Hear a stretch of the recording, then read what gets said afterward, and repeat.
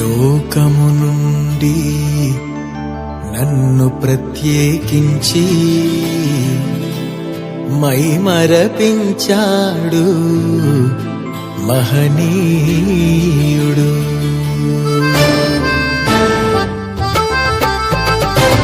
లోకము నుండి నన్ను ప్రత్యేకించి మైమరపించాడు మహనీయుడు. లోకము నుండి నన్ను ప్రత్యేకించి మైమరపించాడు మహనీయుడు.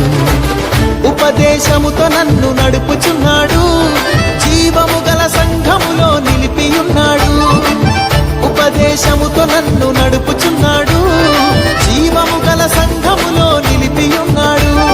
తన మాటతో నన్ను బలపరచాడు, కృప వెంబడి కృపతో నన్ను